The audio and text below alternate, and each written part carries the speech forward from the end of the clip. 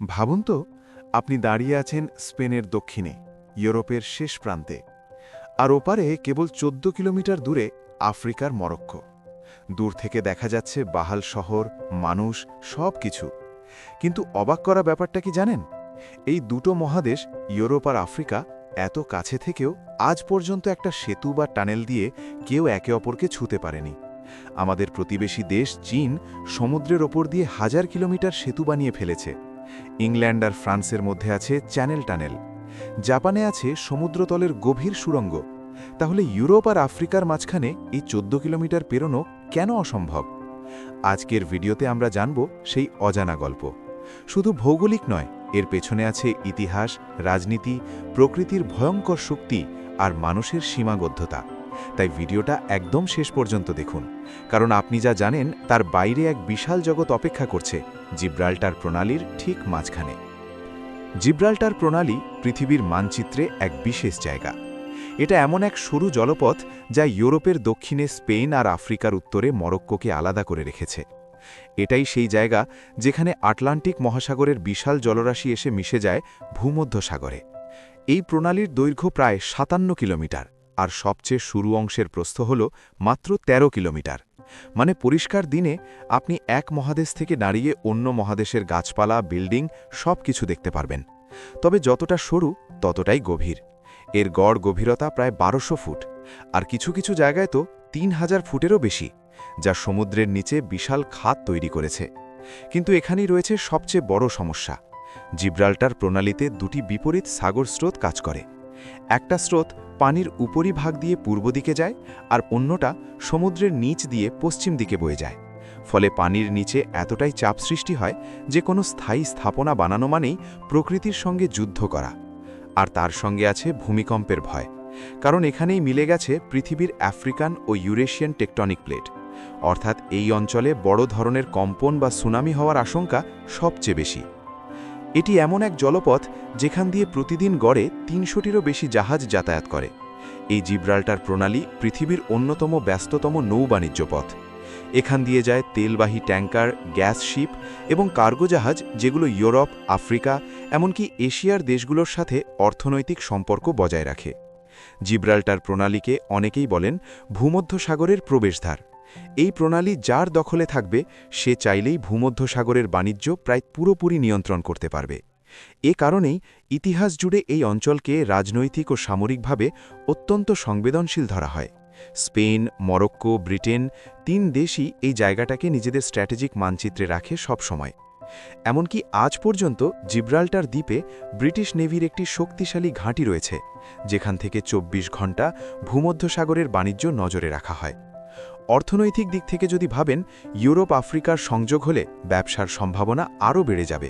Tourism, transport, trade সব ক্ষেত্রেই নতুন দিগন্তের সূচনা হবে। কিন্তু সেই স্বপ্ন আজও কাগজেই রয়ে গেছে। এখন প্রশ্ন একটাই, যেখানে দূরত্ব মাত্র ১৪ কিলোমিটার, সেখানে আজ পর্যন্ত কেন ব্রিজ বা টানেল তৈরি করা সম্ভব হয়নি? চলুন একে একে জানি সেই কারণগুলো। প্রথম কারণ, ভৌগোলিক ভয়াবহতা। জিব্রাল্টার প্রণালী দেখতে যতটা সরু, এর নিচটা ঠিক ততটাই বিপজ্জনক। এখানে সাগরের গড় গভীরতা প্রায় ৩০০০ ফুট, আর সমুদ্রের তলদেশ তৈরি শক্ত পাথর আর কঠিন শিলা দিয়ে। এই শিলাগুলো কেটে ব্রিজের পিলার বসানো বা টানেল তৈরি করা প্রায় অসম্ভব। দ্বিতীয় কারণ, প্রাকৃতিক বিপদ। এই অঞ্চলটা দুটি টেকটনিক প্লেটের সংযোগস্থলে। আফ্রিকান প্লেট আর ইউরেশিয়ান প্লেট সব সময় একে অপরের সঙ্গে ঠোকাঠুকি করেই চলেছে, যার কারণে এই এলাকায় মাঝে মধ্যেই ঘটে ভয়াবহ ভূমিকম্প। ইতিহাসে দেখা গেছে ১৭৫৫ সালের লিসবন ভূমিকম্পে এই অঞ্চল প্রায় ধ্বংস হয়ে গিয়েছিল, যার ম্যাগনিটিউড ছিল ৮.৫ থেকে ৯-এর মধ্যে। তাই এখানে ব্রিজ বানানো একেবারেই স্থায়ী ঝুঁকি। তৃতীয় কারণ, প্রবল সাগর স্রোত ও ঝড় হাওয়া। জিব্রাল্টার প্রণালী দিয়ে একদিকে আটলান্টিকের জল ঢোকে, অন্যদিকে ভূমধ্যসাগরের জল বের হয়। এই দুই স্রোতের সংঘর্ষে তৈরি হয় বিশাল জলঘূর্ণি।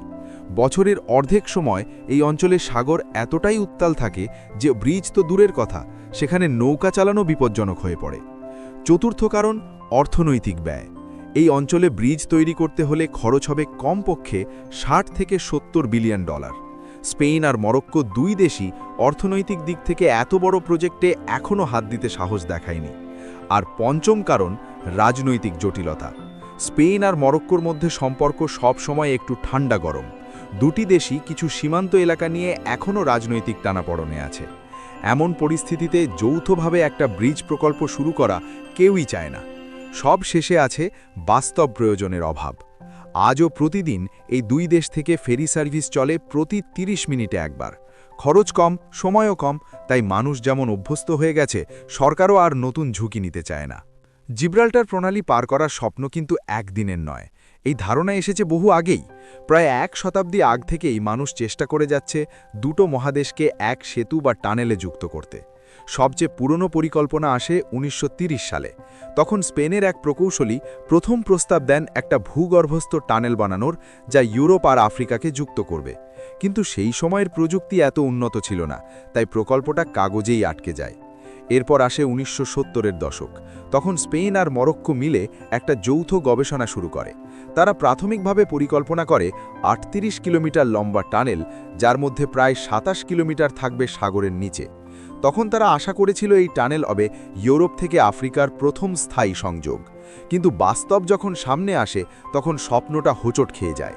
কারণ সমুদ্রের তলায় যে ভয়াবহ চাপ আর শক্ত শিলা, সেগুলো কাটতে গিয়ে প্রকৌশলীরা বুঝে ফেলেন এটা সাধারণ কোনো টানেল নয়, এটা যেন পৃথিবীর কেন্দ্রে ঢোকার চেষ্টা। ১৯৯০-এর দিকে আবার নতুনভাবে এই প্রকল্প নিয়ে আলোচনা হয়। তখন ভাবা হয় সাসপেনশন ব্রিজ বানানো যেতে পারে, যেমনটা জাপানের আকাশি কাইয়ো ব্রিজ বা চীনের হংকং জুহাইমা কাও ব্রিজে দেখা গেছে। কিন্তু এখানে আবার সামনে আসে সাগরের গভীরতা ও ভূমিকম্পের ঝুঁকি। এখানে যদি ব্রিজ হয়, তাহলে এই ব্রিজের পিলার অনেক লম্বা হবে। এত লম্বা পিলার এখন পর্যন্ত পৃথিবীতে কোনো ব্রিজে দেওয়া হয়নি।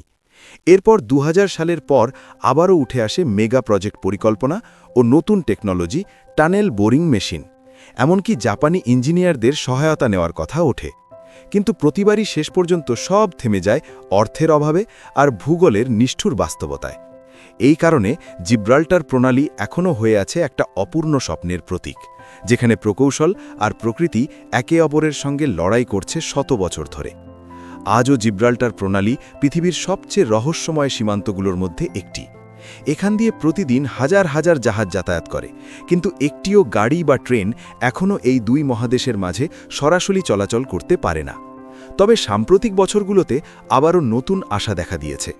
স্পেন ও মরক্কোর সরকার ২০২৩ সালে আবারও ঘোষণা দিয়েছে তারা নতুন প্রযুক্তি ব্যবহার করে এই প্রণালীতে একটি হাই স্পিড রেল টানেল নির্মাণের পরিকল্পনা করছে। এই প্রকল্পে ব্যবহার করা হবে সুইস টানেল প্রযুক্তি, যেমনটা আল্পস পর্বতমালা পেরিয়ে গডহার্ড টানেলে ব্যবহার করা হয়েছিল। এই প্রযুক্তিতে পৃথিবীর সবচেয়ে গভীর আর দীর্ঘ টানেল তৈরি সম্ভব। গবেষকরা এখনও ভাবছেন, যদি জিব্রাল্টার প্রণালীতে দুই দিক থেকে খনন শুরু করা হয়, তাহলে টানেলের মাঝখানে মিলিত হওয়া সম্ভব হতে পারে, ঠিক যেমন ইউরোপ ও ব্রিটেনকে যুক্ত করা হয়েছিল চ্যানেল টানেলের মাধ্যমে। কিন্তু এই স্বপ্নের সামনে এখনও ৩টি বড় বাধা আছে। বিশাল নির্মাণ ব্যয়, প্রায় $১৫০ বিলিয়ন পর্যন্ত লাগতে পারে, জিওলজিক্যাল রিস্ক এবং রাজনৈতিক অনিশ্চয়তা। তবুও বিজ্ঞানীরা থেমে নেই। ২০২৪ সালে ইউরোপিয়ান ইনফ্রাস্ট্রাকচার ইনস্টিটিউট জানিয়েছেন, নতুন কার্বন ফাইবার ও সুপার অ্যালয় উপকরণ দিয়ে এই ধরনের গভীর সমুদ্র টানেল এখন তাত্ত্বিকভাবেই সম্ভব। মানে একসময় যেটা অসম্ভব ভাবা হতো, আজ সেটাই কঠিন কিন্তু সম্ভব পর্যায়ে চলে এসেছে। হয়তো আগামী ৫০ বছরের মধ্যে মানুষ ট্রেনে চড়ে স্পেন থেকে মরক্কো যাবে কয়েক মিনিটের মধ্যে। দুই মহাদেশ, ইউরোপ আর আফ্রিকা, তাদের মাঝে মাত্র ১৪ কিলোমিটার দূরত্ব, কিন্তু এই ছোট্ট জলরাশি আজও যেন এক অদৃশ্য দেয়াল হয়ে আছে। প্রযুক্তি, অর্থনীতি আর রাজনৈতিক জটিলতায় এই প্রণালীতে এখনও সেতু বা টানেল গড়ে ওঠেনি। কিন্তু প্রশ্ন থেকেই যায়, আমরা কি সত্যিই এতটা উন্নত হয়েছি যে দুই মহাদেশকে এক করতে পারব? একদিন হয়তো কোনো ইঞ্জিনিয়ার অথবা কোনো স্বপ্নবাজ মানুষ এই অসম্ভবকেও সম্ভব করে ফেলবে। আর সেই দিন মানব সভ্যতার ইতিহাসে জিব্রাল্টার প্রণালী হয়ে উঠবে পৃথিবীর দুই দিককে যুক্ত করা সেতু। আপনি কি মনে করেন, এই প্রণালীতে সেতু বা টানেল তৈরি করা একদিন সম্ভব হবে, নাকি প্রকৃতি নিজেই চায় এই সীমান্তটা চিরকাল আলাদা থাকুক? কমেন্টে আপনার মতামত জানাতে ভুলবেন না।